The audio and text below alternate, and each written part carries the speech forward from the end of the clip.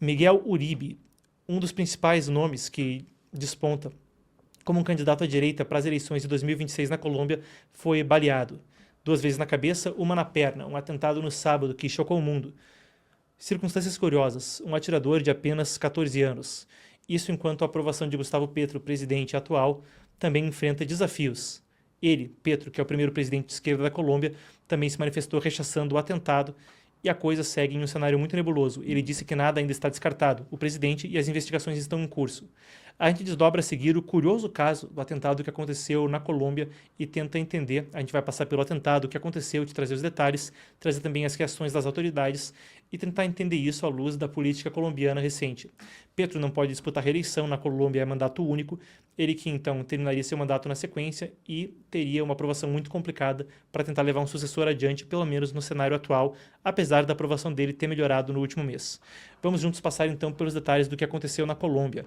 Vale a pena acrescentar, a gente deve ter aqui ao lado um vídeo com algumas das imagens quanto ao governador melhor dizendo, ao candidato, então, podemos rodar então. Muito bem, nós temos aí a imagem da ambulância, há alguns vídeos com imagens mais gráficas, mais pesadas dele sendo atingido e depois carregado, a gente vai poupar o público aí dessas cenas, até porque, pedindo perdão do público, essas cenas podem levar o vídeo a ser censurado para menores de 18 anos aqui no YouTube, para evitar restrições, tentar trazer para todo mundo a informação, então a gente fica com as imagens mais apropriadas, as ambulâncias, as multidões, se é que alguma imagem quanto a um atentado como esse pode ser dita apropriada. O que aconteceu então? No sábado, o senador colombiano e pré-candidato à disputa pela presidência da República no ano que vem, Miguel Uribe Turbay, foi vítima de um atentado durante um comício em Bogotá, na localidade de Fontibón. O ataque foi por volta de 1h30 da tarde, quando ele estava discursando para um grupo de apoiadores. Foram 4 disparos, 2 na cabeça, 1 na perna, e a mão dele também ficou ferida. O autor era um adolescente de apenas 14 anos, chamado Juan Sebastián Rodríguez Casajas. Ele foi capturado no local pela escolta de Miguel Uribe e posteriormente levado para o atentado médico sob custódia policial. Ele afirmou que cometeu o ato por necessidade financeira para sustentar a família. As autoridades investigam se ele agiu sob ordens de terceiros. Uma alegação muito curiosa, embora as investigações continuem e ainda não esteja claro exatamente o que aconteceu, se ele agia por necessidade financeira. Presumo que ele não pretendia matar o senador no meio de uma multidão e roubar a carteira dele, não seria latrocínio. A gente aguarda para ver os detalhes, mas possivelmente receberia algum dinheiro para isso se ele diz que cometeu isso por necessidade financeira. A Polícia Nacional da Colômbia apreendeu um revólver calibre 9mm. Agora, a informação atual circulando na imprensa é de que seria uma arma comprada legalmente por alguém nos Estados Unidos. Mas o histórico ainda está sendo analisado, a gente ainda não tem todos os detalhes. O estado de saúde do Miguel Uribe Turbay é considerado extremamente grave, ele está vivo, mas com pouca evolução, intervenções e tratamentos médicos seguem com pouca evolução, então, conforme informou a Fundação Santa Fé de Bogotá, onde ele está internado. Temos mais aí do comunicado da instituição que diz: continuamos comprometidos em fazer todos os esforços necessários para apoiar seu desenvolvimento. Isso foi o que disse hoje, então, a Fundação Santa Fé que cuida dele. Os possíveis caminhos futuros para tratamento seguem sendo mantidos em sigilo. Não se sabe se ele conseguirá recuperar. Bom, primeiro, se ele conseguirá retomar, ficar vivo, mas depois retomar a consciência. Vale a pena a gente destacar que é um senador que também tinha uma trajetória política. Jovem, uma pessoa que ascendia na política e se destacava à direita como um jovem. Ele tinha 39 anos, tem 39 anos então. Ele é membro do Partido Centro Democrático, que é fundado pelo ex-presidente Álvaro Uribe Vélez.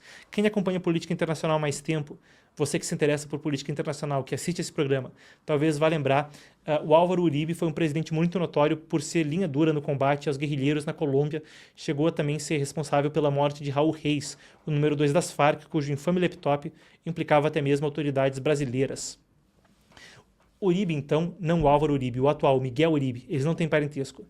Foi eleito senador em 2022 como o mais votado do país. Ele é neto de um ex-presidente, não o Álvaro Uribe, mas o Julio César Turbay Ayala, e filho da jornalista Diana Turbay, um caso notório também, horrível que aconteceu anteriormente. Foi sequestrada e assassinada pelo cartel de Medellín quando ele, Miguel, tinha apenas 5 anos de idade.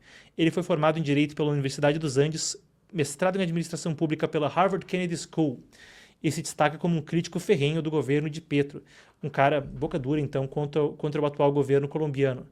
Pré-candidato às eleições de 2026, é uma disputa aí entre algumas figuras também muito notórias na direita colombiana. Uma delas é a senadora Maria Fernanda Cabal. Até uma amiga da família Bolsonaro que esteve no Brasil anteriormente. Bem, em outubro de 2024, no mesmo local onde a mãe dele foi morta, ele se tornou pública a intenção dele de disputar a presidência no ano que vem. Isso aconteceu em outubro de 2024, ele tornou público então nesse lugar simbólico, e ele disse que a perda da mãe marcou a trajetória. Segundo ele, eu poderia ter crescido e buscado vingança, mas decidi fazer a coisa certa, perdoar, mas nunca esquecer. Petro condenou o fato e disse também o seguinte: na noite de sábado, a vida da vítima, que está em boas mãos e nas quais confiamos, e a vida do assassino, que é um menor de idade, uma criança. Ele disse então nesse pronunciamento que, apesar de condenar o fato, falava da vida daquele que tentou assassinar o candidato. Petro disse ainda: esse atentado contra Miguel Uribe é uma consequência da violência política que vem sendo incentivada por setores da oposição que promovem o ódio. Houve uma série de críticas, a gente pode passar também em breve a respeito dos pronunciamentos. Antes disso, a gente vai entender o contexto disso, e quando há uma tragédia como essa, é sempre muito delicado falar imediatamente a respeito de política. Entretanto, é um assassinato que acontece, ou uma tentativa de assassinato, que acontece no contexto de violência política, e com o devido respeito a todos os envolvidos, a gente também informa o público, então, do contexto do assunto. Afinal de contas, era um sujeito que surgia como pré-candidato, foi assassinado falando em um evento político, era senador e teria algum apoio, alguma possibilidade quanto à disputa da presidência no ano que vem à tona. As eleições colombianas acontecem em março de 2026. O ano normalmente é junto com o Brasil. O Petro foi eleito em 2022 em maio, depois Lula no Brasil em outubro. Então, normalmente no mesmo ano, os meses variam na Colômbia.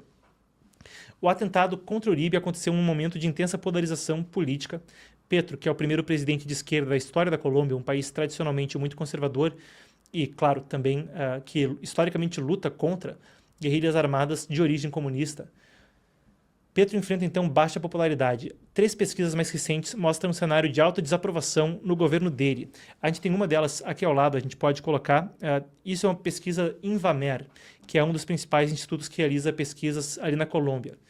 Março de 2025, 32% de aprovação, 63% de desaprovação. Depois, maio para abril, abril para maio, melhor dizendo, 37% de aprovação e 57% de desaprovação, então uma boa melhora aí de um mês para o outro.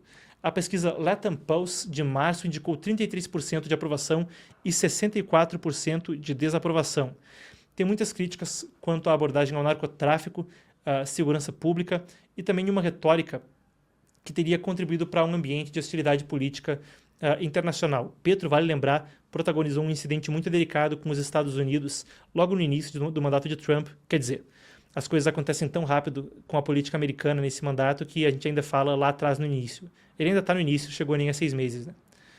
Mas seja como for, nos primeiros meses, primeiros 2 meses do governo, teve um incidente quando Petro criticou publicamente Donald Trump quanto à questão das deportações e depois recuou. Acabou eventualmente recebendo, então, os deportados que voltavam para a Colômbia depois de uma troca pública muito complicada, onde os Estados Unidos ameaçaram a imposição de sanções. O Centro Democrático, que era o partido de Uribe, é uma das principais forças de oposição ao governo atual e pertence a uma linhagem direitista na Colômbia. É o mesmo partido que ficou marcado pela questão do Álvaro Uribe, que governou o país entre 2002 e 2010, como eu disse, um sujeito que foi muito linha dura contra as Farc, contra as guerrilhas na Colômbia. Hoje mesmo existe um contexto delicado com a ELN e dissidências das Farc na fronteira com a Venezuela. Tem também um cenário muito intenso de combate a guerrilhas e houve em meses anteriores crises de violência e de deslocamento forçado de milhares de pessoas. Portanto, a segurança pública também ganha uma premência muito grande nas eleições que vêm adiante. Petro também foi criticado a respeito do assunto. A gente tem algumas das reações internacionais, a gente pode passar por elas. Primeiro, uma reação nacional dentro mesmo da Colômbia. Se a gente falava do Álvaro Uribe, ele também se manifestou e falou: atentaram contra uma esperança da pátria, contra um grande marido, pai, filho e irmão, contra um grande colega de trabalho. Ele falou isso, então, nas suas redes sociais e disse que confia nos médicos, nas Forças Armadas e na Justiça. A coisa expandiu internacionalmente. Gabriel Boric se manifestou, presidente do Chile, Daniel Noboa do Equador, Maria Corina Machado da Venezuela, condenaram o ataque e expressaram solidariedade à família do político colombiano. De forma notória, Marco Rubio, o secretário de Estado dos Estados Unidos, também se manifestou. A gente tem aqui as palavras dele.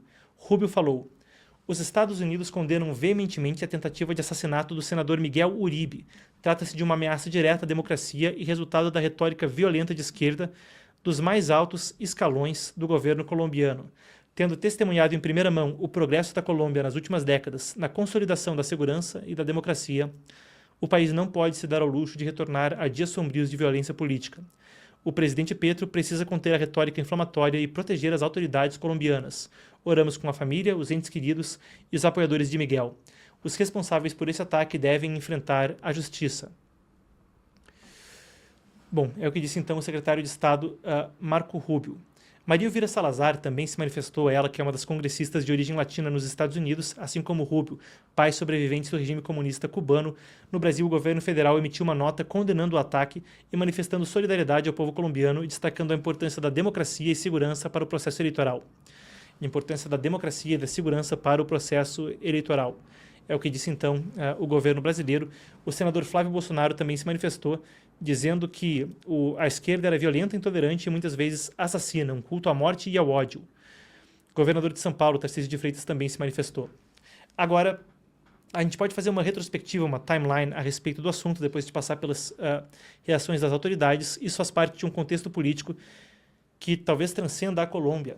E agora, passados os fatos, a gente pode dar um pouco de perspectiva para o público. Afinal de contas, a questão de violência política é premente e perpassa não só o que acontece na Colômbia, mas um cenário internacional mais amplo.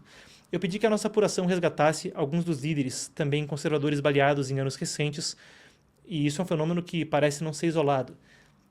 Em 2018, Bolsonaro baleado, facada no Brasil, depois Shinzo Abe, em 2022, assassinado a tiros.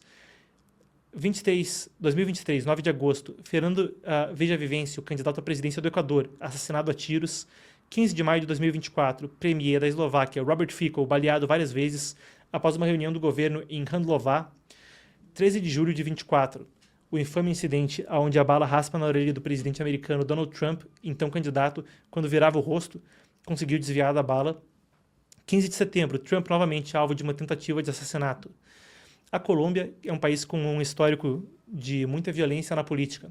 Afinal de contas, a guerrilha mais antiga de origem comunista, ainda em atividade, o ELN, Exército de Libertação Nacional, segue ativo no país desde 1962. As FARC, que começaram em 64, se desmobilizaram em 2016, após um acordo de paz com o presidente, então acho que era Manuel Santos, salvo engano, Manuel Santos, com um acordo intermediado por Raul Castro em Cuba. Apesar da facção ter se desmobilizado, dissidências continuam ativas e ainda permeiam um histórico de violência política e de feridas profundas na Colômbia, que são difíceis de sarar. Quando a gente fala de atentados, de violência política no mundo todo, a gente torce para que a Colômbia não veja atentados como esse e que não retorne a um histórico de violência política como o que houve anteriormente. A gente torce, então, por menos e menos violência política e que fique bem, independentemente de quem ganha as eleições, qualquer que seja o partido político dele. A gente torce, então, por uma pronta recuperação e que fique bem Miguel Uribe.